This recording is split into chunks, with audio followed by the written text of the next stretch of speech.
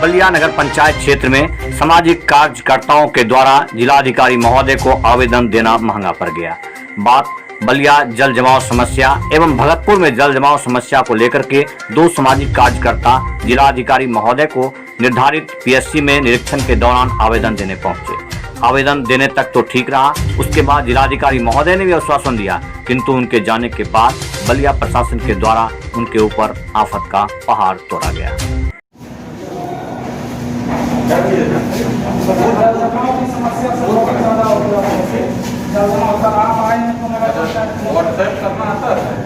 अभी उनको व्हाट्सएप बिहार को भी मत दीजिए, ठीक है? आप जब आप उसको व्हाट्सएप तो सर पानी वहाँ से खींचा है तो तब सालों भर की तरह पानी जमा रहता है। जल्दी जल्दी आ जाएगा।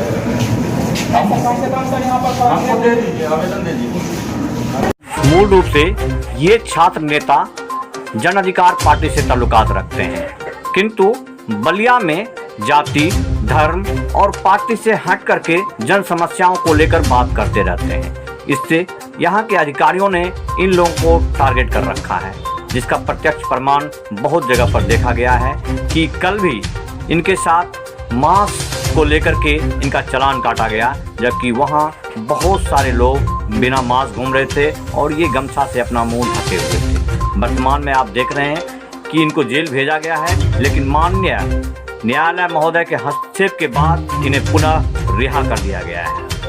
सुने इन क्रांतिकारियों का बयान।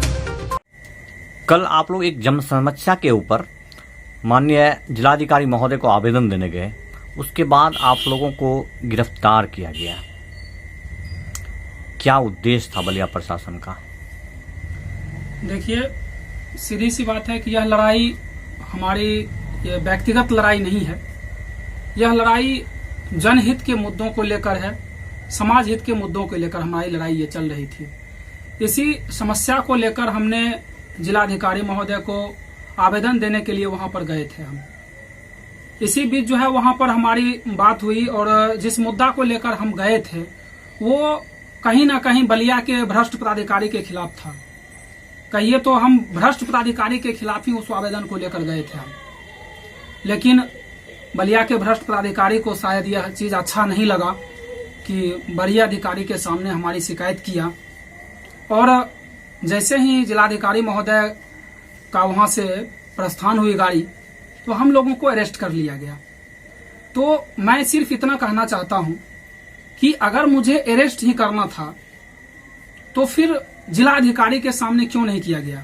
अगर मैं दोषी था तो मुझे उसी वक्त अरेस्ट क्यों नहीं किया गया? बाद में मुझे अरेस्ट क्यों किया गया?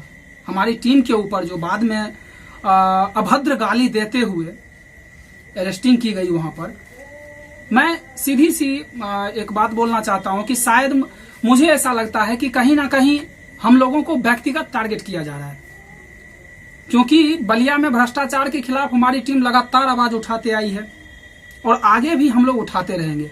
हम इस तरह की गिदर-भभकी से डरने वाले नहीं हैं। तो कहीं ना कहीं मुझे हमारे टीम के ऊपर जो है व्यक्तिगत टारगेट करके हम लोगों को परेशान करने का जो यह तरीका अपनाया गया है, यह कहीं हम लोग इसकी घोर निंदा करते हैं। और इनसे अगर लगता है इनको कि हम लोग डर जाएंगे तो ये कतई नहीं होगा। हम लोग आगे भी इस भ्रष्टाचार के खिलाफ लड़ाई लड़ते रहेंगे, निरंतर इस लड़ाई को जारी रखेंगे। प्रशासनिक व्यवस्था की नाकामी देखी गई, माननीय न्यायालय के आदेशानुसार आप लोग को रिहा किया गया, फिर भी वर्तमान में क्या लग रहा है आपको कि प्रशासनिक अफसर आपको परेशान करेंगे? देखिए, सीधी सी बात है कि अगर जब उनके खिलाफ हम लड़ाई लड़ते हैं तो उनके खिलाफ आपकी लड़ाई नहीं होती है, आपकी लड़ाई सिस्टम के खिलाफ होती है। उनके मतलब उनको लगता है कि ये लड़ाई मेरे खिलाफ चलता है, इसीलिए मैंने कहा उनके खिलाफ हम लड़ाई लड़ते हैं। उनको ऐसा लगता है कि ये लड़ाई मेरे खिलाफ लड़ता है, जबकि मुझे किसी भी व्यक्तिगत पदाधिकारी से कोई दिक्कत नहीं है। मुझे उस कुर्सी पर बैठे हुए पदाधिकारी से लड़ाई है, क्योंकि जो भी भ्रष्टाचार में संलिप्त होंगे हमारी लड़ाई उनसे होगी। भ्रष्टाचार का उजागर करना हमारे टीम का मुख्य उद्देश्य है। भ्रष्टाचारियों के खिलाफ लड़ाई लड़ना मेरे टीम का मुख्य उद्देश्य है। इसलिए उनको लगता है कि यह लड़ाई मेरे खिलाफ चलती है, तो निरंतर ये हमारी लड़ाई चलते रहेगी। हम लोग इस लड़ाई को रोकने वाले नहीं है।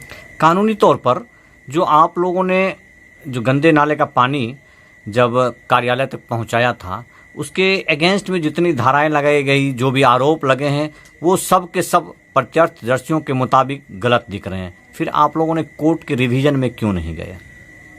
मुझे ऐसा लग रहा था कि हम इस जन समस्या को अगर उनके यहाँ तक पहुंचाते हैं तो कहीं ना कहीं इसका निदान करेंगे, लेकिन निदान करने के बजाय हम लोगों को परेशान करने पर लग गए। उनको ऐसा लगा कि लोग को परेशान करेंगे तो बैक हो जाएगा। तो हम पहले भी बोल चुके हैं कि हम लोग डरने वाले नहीं हैं। जहां तक रही बात कोर्ट की, तो मैं प्रत्येक जगह आवेदन दे चुका हूं और लगातार लॉकडाउन लगने की वजह से हम कोर्ट की प्रक्रिया में नहीं जा रहे हैं। जैसा कि हमारे राष्ट्रीय अध्यक्ष महोदय माननीय पप्पू यादव जी भी बोल चुके हैं कि आप डायरेक्ट पटना हाईकोर्ट आइए, उस पे वहां पर दायर कीजिए इस मामले को। वास्तविकता आनी चाहिए। जी, वास्तविकता आनी चाहिए। वैसे भी FIR में आप बाजाबता देख सकते हैं। हमारे पास न्यूज थी, वीडियो है नगर पंचायत इन करने का, और नगर पंचायत से जब पानी डाल के हम लोग बाहर निकले थे उसका सारा का सारा वीडियो है। वो भी जितना भी एविडेंस पेश किया है नगर पंचायत में, कागज फाड़ने का, बिना मास्क का, उसके बाद वो आरोप लगाया है कि उस बिना सूचना को किया था। तो सूचना यहाँ तक कि हम जिलाधिकारी महोदय को भी दे चुके थे इस चीज के बारे में कि कल इतना बजे हम इस विरोध करेंगे, नाले का पानी लेकर वहां पर जाएंगे। लेकिन कार्यपालक अगर इस तरह का बयान देते हैं तो वो कहीं ना कहीं वो अपनी नाकामयाबी को छुपाते हैं, और ऐसा कोई बात नहीं। आपके साथी अविनाश जी थे जी। अविनाश जी से मैं चाहूंगा कि आप वर्णन करें जो हो रहा है आप लोग के साथ, बहुत निंदनीय है, इसमें क्या कहना है आपका? हम सिर्फ बलिया के युवा से अपील करेंगे कि अभी वक्त है जागने का, हमारा साथ दें और इस भ्रष्ट पदाधिकारी के खिलाफ हमारे साथ एकत्र होकर लड़ें। अन्यथा ये बलिया को नोच नोच के खा जाएंगे। ये पदाधिकारी लोग बलिया में नहीं बचेगा, पूरे बलिया को ये लोग बेच डालेंगे। जिस हिसाब से ये लोग उतर चुके हैं खाने पर, लूटने पर, भ्रष्टाचार पर, ये लोग पूरे बलिया को बेच डालेंगे। यहाँ के कार्यपालक अधिकारी महोदय कहते हैं कि पत्रकारों को या समाज सेवियों को चश्मा साफ करके देखने की जरूरत है। आप लोग तो यहाँ के मूल निवासी हैं और साफ तौर पर देखते हैं। बलिया में हम क्या जाकर देखें जो हमें बहुत अच्छा दिखाई दे? यहाँ रोज गार्डन दिखाई दे यहाँ पर, या जल जमाव की समस्या ना दिखाई दे? इस मामला पर तो हम कार्यपालक महोदय को कहेंगे कि चश्मा उतारने की जरूरत जनता को या पत्रकार महोदय को नहीं, चश्मा उतारने की जरूरत उनको है जो वो सिर्फ वो चश्मा लगा के बैठे हैं कि कहां से उनका फायदा हो। चश्मा उतारने की उनको जरूरत है, वो चश्मा उतार कर और देखे जन समस्या को, तो पूरे समस्या ही समस्या है बलिया नगर पंचायत में। आपके क्रांतिकारी साथी बलवंत जी हैं, पत्रकार भी हैं। बलिया की हालात कैसे सुधरेगी? जो इन युवाओं को चिन्हित किया जा रहा है ये निंदनीय है, आप शायद समझ सकते हैं। इसका निराकरण कहां से हो? देखिए, जब तक ये बलिया में भ्रष्ट अफसर पदाधिकारी रहेंगे हमें नहीं लगता कि ये सुधरने वाले हैं। इनकी आवाज यदि भ्रष्ट हैं ये, तो इनको इनका एविडेंस प्रूफ और इनके जो अभी वर्तमान में जो कार्यशैली है उस पर प्रश्न चिन्ह लग चुका है। माननीय न्यायालय ने इस चीज को समझा है कि आप लोग समाज सेवी हैं, आप लोग को बाइज्जत रिहा करने का आदेश दिया गया, तो इस चीज को आवेदन के तौर पर दूर तक पहुंचाना चाहिए या नहीं? हाँ, पहुंचाना चाहिए। हम लोग ने पहुंचाया भी। लॉकडाउन के कारण आप लोग प्रशासनिक अफसर को ये क्यों नहीं समझाते कि हमारी लड़ाई आपसे बिल्कुल नहीं है, सिस्टम के खिलाफ है, जो सिस्टम गलत है मैं उस सिस्टम के खिलाफ हूँ, आपके खिलाफ नहीं हूँ? हम लोग समझाने की कोशिश करते हैं, लेकिन भ्रष्ट पदाधिकारी समझने के नाम नहीं ले रहे हैं। भ्रष्ट पदाधिकारी समझने हमारी लड़ाई उन कुर्सी पे बैठे अफसर से है, उनसे नहीं है। कल जिलाधिकारी महोदय को आपने आवेदन दिया और कल आपका चालान हुआ। आप इतने अच्छे भगवान के दरबार में हैं, आप क्या माजरा था? कल बलिया नगर पंचायत के लगभग सभी वार्ड और बलिया प्रखंड के भगतपुर पंचायत के मुख्य सड़क पर जल जमाव की जो समस्या है उस समस्या को लेकर मैंने हमारे साथी ने जिलाधिकारी महोदय को ज्ञापन सौंपे थे। ज्ञापन सौंपने के बाद वहाँ पे बलिया अनुमंडल पदाधिकारी और बलिया DSP साहब वहाँ मौजूद थे। जब तक माननीय DM साहब वहाँ पे थे तब तक कोई पदाधिकारी हम लोग को वहाँ पे कोई टोक नमस्कार कुछ नहीं हुआ। हम लोगों ने ज्ञापन सौंपा, उसके बाद हम लोग निकले वहाँ से। DM साहब के जाते ही बलिया DSP साहब ने रास्ता रोका। उनके बाद उनके द्वारा पूछा गया कि हम बिल कराएं या नहीं कराएं। जल जमाव समस्या को लेकर हम हाल ही में नगर पंचायत में जो बिल कराओ, आपका जितना भी मामला है सब सामाजिक रूप से आपके ऊपर जितने भी आरोप हैं सब सामाजिक कार्यकर्ता के तहत ही आरोप हैं। मेरे ऊपर जो भी आरोप लगे हुए हैं, कहीं न कहीं हम जनता की जो आवाज उठा रहे हैं उसी के ऊपर लगा वो आवाज भ्रष्ट पदाधिकारी को पसंद नहीं है। इनका भ्रष्टाचार का जो खुलासा हमारी टीम कर रही है लगातार, यह स्थानीय प्रशासन जो भ्रष्टाचार आपकी टीम मतलब कौन लोग जनता हैं? पार्टी, जन अधिकार पार्टी। भ्रष्टाचार में जो लिप्त है स्थानीय प्रशासन, इनको यह भ्रष्टाचार का उजागर इनको बर्दाश्त नहीं हो रहा है। ये चाह रहे हैं कि FIR करके और किसी भी तरह जेल भिजवा कर हम लोगों का आवाज़ दबाया जाए। और यही कल हुआ उस वक्त जब माननीय जिलाधिकारी महोदय और SP महोदय वहाँ से निकले, तो DSP सर ने हमारे साथी को और हमें वहाँ पर रोका। उसके बाद थाना लाए और मात्र 30 से 35 मिनट में चालान कर दिए, जबकि हम ऐसा आज तक इतना अच्छा एक्शन कहीं नहीं देखे बलिया थाना में कि कोई अरेस्टिंग हो और 35 मिनट में चालान कर दे।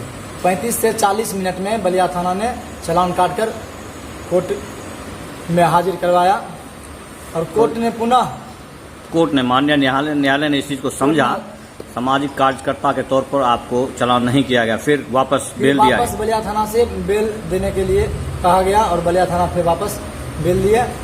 और हम स्थानीय प्रशासन को कहेंगे कि आप जितना FIR करना है, जितना आपको अरेस्ट करवाना करवाइए। आपका जितना भ्रष्टाचार में जितना आप लिप्त हैं, एक एक मामला आपका उजागर होगा।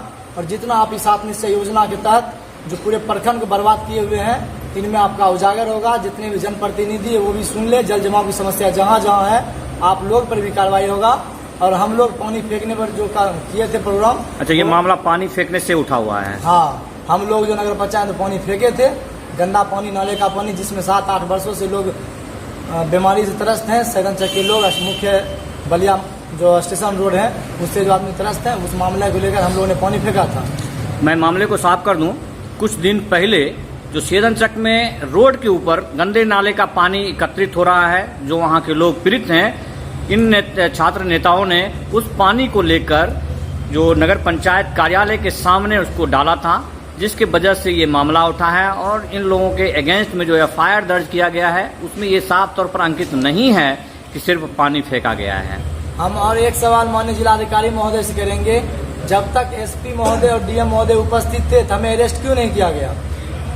SP महोदय और DM महोदय जाने के बाद अरेस्ट क्यों किया गया? जब अरेस्ट नहीं करना था उनको, तो वो SP महोदय के सामने अरेस्ट करते, जिलाधिकारी महोदय के सामने अरेस्ट करते। उनके जाने के बाद मुझे गिरफ्तार क्यों किया गया? हमारे टीम को जो गिरफ्तार किया गया वो जिलाधिकारी महोदय के जाने के बाद गिरफ्तार किया गया, आखिर क्यों? ये और अभी वर्तमान में आप लोग की तरफ से क्या योजना है? हम लोग का यही योजना है, जल जमाव की समस्या पूरे प्रखंड अभी भी सिर्फ जन समस्याओं को यदि निराकरण कर दिया जाए तो कोई शिकवा कोई शिकायत नहीं। और इस भ्रष्टाचार में जो कालाबाजारी में जो लिप्त हैं हमारे स्थानीय प्रशासन, सबसे मेन उनको यही उनके लिए लगा हुआ है कि हमने कालाबाजारी पर रोक लगा दिए हैं। हमारी टीम ने कालाबाजारी पर रोक लगा दी है।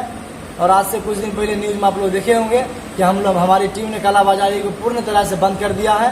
और ये लोग कहीं न कहीं चाह रहे हैं, और ये कालाबाजारी वाला का जो है पैसा के बल पे हम लोग को अरेस्ट करवाए थे, ताकि किसी भी प्रकार हम लोग जेल जाएं और ये लोग अपना खुलेआम कालाबाजारी का व्यापार अपना चालू करवाएं। लेकिन ऐसा नहीं होगा।